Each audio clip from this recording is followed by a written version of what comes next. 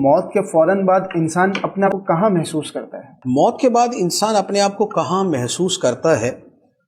سب سے پہلے تو جب روح نکلتی ہے تو اس وقت تو انسان کو وہ فرشتے نظر آتے ہیں کہ جو اس کی روح کو نکالتے ہیں۔ اب اگر وہ نیک ہے تو فرشتے اچھی صورت میں آتے ہیں، اگر یہ بد ہے اور اس پر اللہ تعالیٰ نے عفو کا فضل نہیں فرمایا تو پھر فرشتے اس کے پاس خوفناک صورت میں آتے ہیں۔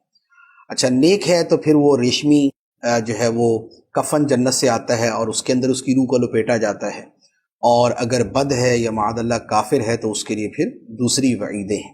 اب اس کے بعد یہ ہے کہ وہ اپنے آپ کو کہاں محسوس کرتا ہے، تو یہ فرشتے اس کی روح کو لے کر آسمانوں کی طرف بلند ہوتے ہیں۔ کسی کے لیے آسمان کے دروازے کھول دیے جاتے ہیں اور وہ روح جو ہے وہ اوپر چلی جاتی ہے، پہلے آسمان پہ، دوسرے آسمان پہ، حتیٰ کہ رب کی بارگاہ میں پیش ہوتی ہے۔ اور کچھ روحیں وہ ہیں کہ جن کے لیے آسمان کے دروازے نہیں کھولے جاتے تو ان کو واپس زمین پہ بھیج دیا جاتا ہے۔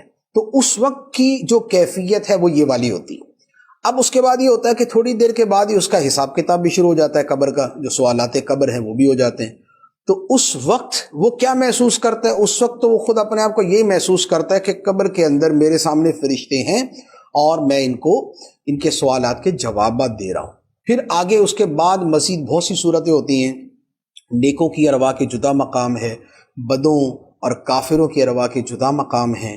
نیکوں کی ارواح جو ہے وہ آب زمزم کے کنویں کے پاس، خانہ کعبہ کے ارد گرد، اور یا اعلیٰ علیین میں، اور یا اس کے علاوہ اور بہت سے مقامات ہوتے ہیں۔ شہیدوں کی روحیں جو ہے وہ عرش کے نیچے جو ہے لٹکی ہوئی قندیلیں ہیں، ان قندیلوں کے اندر ہوتی ہیں، تو وہ ایک دوسری تفصیل ہے۔ اور ادھر جو برے ہیں یا جو کفار ہیں ان کے لیے پھر مختلف مقامات بیان کیے گئے ہیں، سجین ہے، چاہے برہوت ہے، تو ان کی ارواح مختلف انداز میں فیل کرتی ہیں۔